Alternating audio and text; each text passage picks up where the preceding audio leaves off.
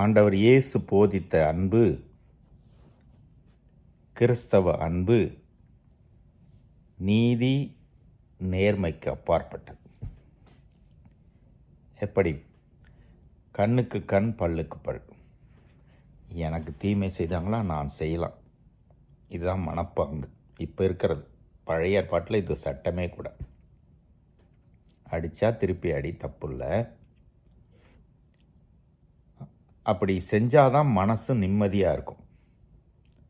யாராவது நம்மளை திட்டா திரும்பி திட்டிட்டு வந்துட்டோம்னா, சண்டை போட்டு வந்துட்டோம்னா, சரி ஓகே, செஞ்சதுக்கு திருப்பி செஞ்சாச்சு. ஆனால் இயேசு சொல்கிறார், அப்படி செய்ய வேண்டாம், மன்னியுங்கள்.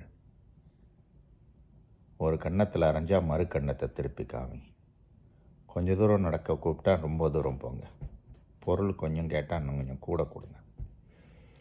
இது நீதி நேர்மை, ஆங்கிலத்தில் ஜஸ்டிஸ் என்று சொல்வார்களே, அதன்படி அல்ல, அன்பின் அடிப்படையில் கட்டி எழுப்பப்பட்ட உறவுக்கான அழைப்பு. இயேசு அதை செய்தும் காண்பித்தார், வாழ்ந்தும் காண்பித்தார். சிலுவையிலிருந்து மன்னித்தது அப்படிதான். தந்தையே, இவர்கள் செய்வது இன்னதென்று அறியாமல் செய்கிறார்கள், இவர்களை மன்னியும். இயேசுவின் வழியிலே நடந்த எத்தனையோ பேர் உயிர் தியாகம் செய்திருக்கிறார்கள் மறைசாட்சியாக. பல பேர் தங்களை கொல்ல இருப்பவர்களுக்காக ஜெபித்தார்கள், மன்னிப்பதாகவும் சொன்னார்கள். இந்த நாளிலே கிறிஸ்தவ அன்பு என்பது மன்னிப்பிலே தான் வெளிப்பட வேண்டும்.